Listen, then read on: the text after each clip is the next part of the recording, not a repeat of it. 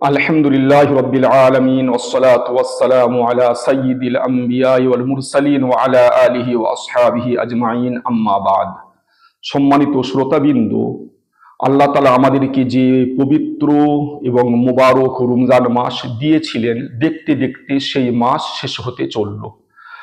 এখন আমরা এই পবিত্র রমজান মাসের শেষ দশকে এসে উপস্থিত হয়েছি। এই শেষ দশকে একটা বিরাট মর্যাদাশীল এবং গুরুত্বপূর্ণ রাত রয়েছে, যেটাকে আমরা শবে কদর বলে থাকি, এবং আল্লাহ তাআলাও তার পাক কালামের মধ্যে এটাকে শবে কদর বলেছেন। এবং এই শবে কদর সম্পর্কে আল্লাহ তাআলা বলেছেন খয়রুম মিন আলফি শাহর, অর্থাৎ এই শবে কদর হাজার মাস অপেক্ষা উত্তম।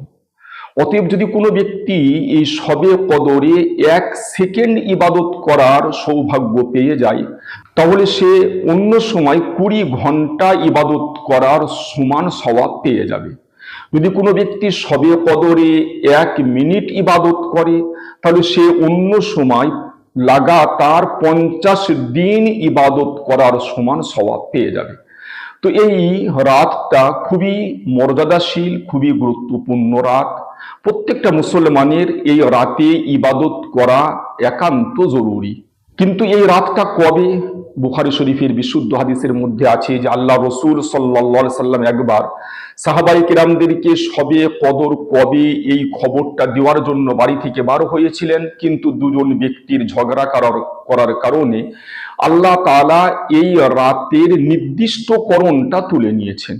অতএব এখন আর এই রাতটা নির্দিষ্ট করে বলা যাবে না যে অমুক রাত শবে কদরের রাত। আমাদের সমাজে যে প্রচলন আছে যে আমরা 27-এর রাতটাকে শবে কদর বলে থাকি, এটা কিন্তু নিশ্চিত নয়। হ্যাঁ, হাদিসের মধ্যে শবে কদর 27 রাতে হওয়ার সম্ভাবনার কথা উল্লেখ আছে, কিন্তু 100% নিশ্চিত হয়ে এ কথা বলা যাবে না যে 27-এর রাতটাই শবে কদরের রাত। যেহেতু আল্লাহ রসুল সাল্লাল্লাহু আলাইহি সাল্লাম এই পবিত্র রমজান মাসের শেষ দশকের বিজোড় রাতে শবে কদর তালাশ করতে বলেছেন, এবং বুখারী শরীফের একটা হাদিসের দ্বারাই স্পষ্ট প্রমাণ পাওয়া যায় যে আল্লাহ রসুল সাল্লাল্লাহু আলাইহি সাল্লামের যুগে 21-এর রাতে একবার শবে কদর হয়েছিল। অতএব আমাদেরকে শুধু 27-এর রাতে শবে কদর মনে করে বসে থাকলে চলবে না, আমাদেরকে এই বেজোড় রাত সমূহে শবে কদর তালাশ করতে হবে এবং ইবাদত বন্দেগীতে মশগুল থাকতে হবে। দ্বিতীয় বিষয় যে এই শবে কদরে আমরা ইবাদত করব কিভাবে। তো শবে কদরে ইবাদত করার জন্য তো হাদিসের মধ্যে উৎসাহিত করা হয়েছে, কিন্তু কিভাবে ইবাদত করা হবে তার কোনো বিশেষ পদ্ধতির কোনো উল্লেখ কোনো হাদিসে নেই। এই কারণে উলামায়ে কেরামরা বলছেন যে শবে কদরকে উদ্দেশ্য করে আমরা যে কোনো ভাবে ইবাদতের মধ্যে মশগুল হতে পারি, অর্থাৎ নামাজের মাধ্যমে, কোরআন তেলাওয়াতের মাধ্যমে, জিকির আজকারের মাধ্যমে, তসবিহ তাহলিলের মাধ্যমে, দুয়ার মাধ্যমে, যে কোনো ভাবে যাতে আল্লাহকে স্মরণ করা হয়, আল্লাহর ইবাদত বন্দেগী করা হয়, তো সেরকম ভাবে যে কোনো ভাবে আমরা আল্লাহর বন্দেগীতে লিপ্ত হতে পারি। এই শবে কদরের নামাজের জন্য না কোনো আলাদা পদ্ধতি আছে, না কোনো আলাদা নিয়ত আছে, আর না কোনো আলাদা সূরা আছে। আমরা যেভাবে 2 রাকাত নফল নামাজ পড়ি নফল নামাজের নিয়তে, এইরকম ভাবে আমরা শবে কদরের উদ্দেশ্যে 2 রাকাত করে নফল নামাজ পড়ব। এবং যেমন ভাবে অন্য সময় আমরা নফল নামাজ পড়ি তার জন্য কোনো সূরা নির্দিষ্ট করি না, তেমন শবে কদরেও নফল নামাজ পড়ার জন্য কোনো সূরা নির্দিষ্ট নেই। কিছু লোক বলে থাকে যে শবে কদরের নফল নামাজের প্রত্যেক প্রথম রাকাতে সূরা ইন্না আনজালনা পড়তে হবে। এটা সম্পূর্ণ ভিত্তিহীন কথা। এমন কোনো কথা কোনো হাদিসের মধ্যে নাই এবং কোনো ফিকহের কিতাবের মধ্যেও নাই। তৃতীয় আরেকটা বিষয় যে এই যে মুবারক রাত, এই রাতে যে আমরা ইবাদত করব, এই রাতের ইবাদত হবে কিন্তু নিজের বাড়িতে।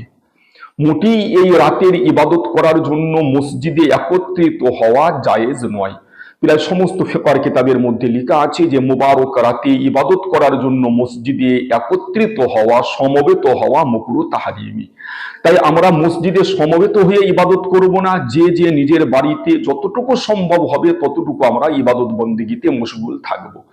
দেখুন, আল্লাহ রাসূল সাল্লাল্লাহু আলাইহি সাল্লামের ঘর আর মসজিদ এত নিকটে ছিল যে আল্লাহ রাসূল সাল্লাল্লাহু আলাইহি সাল্লাম মসজিদের ভিতরে থেকে মাথা বাড়িয়ে দিতেন নিজের ঘরের দিকে।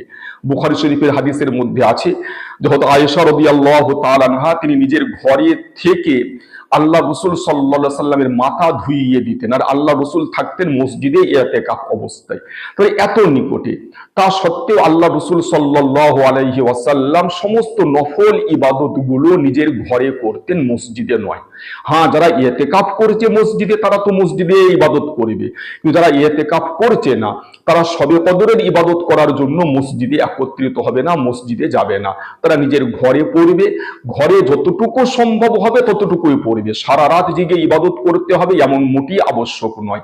10 রাকাত হোক, 20 রাকাত হোক, আধা ঘন্টা হোক, 1 ঘন্টা হোক, যতটুকু তার ভালো লাগবে, যতটুকু সে আল্লাহর দিকে মনোযোগী হয়ে ইবাদত করতে পারবে ততটুকুই ইবাদত করবে। অনেক জায়গায় এই শবে কদর উপলক্ষে সলাতুত তসবিহ জমাত করে পড়া হয়, এটাও সম্পূর্ণ ভিত্তিহীন এবং নাজায়েজ, এটাও মোটেই চলবে না।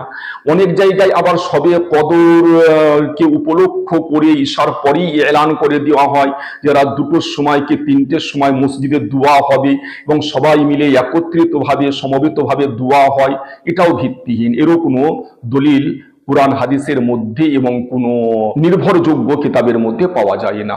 মোট কথা, আমরা শবে কদরকে উদ্দেশ্য করে অবশ্যই ইবাদত বন্দেগীতে মশগুল হব, কিন্তু সকলেই ব্যক্তিগতভাবে নিজে নিজের ঘরে ইবাদত করব, যেহেতু ফরজ নামাজ ছাড়া সমস্ত নফল ইবাদত ঘরেই উত্তম বলে হাদিসের দ্বারাই প্রমাণ পাওয়া যায়।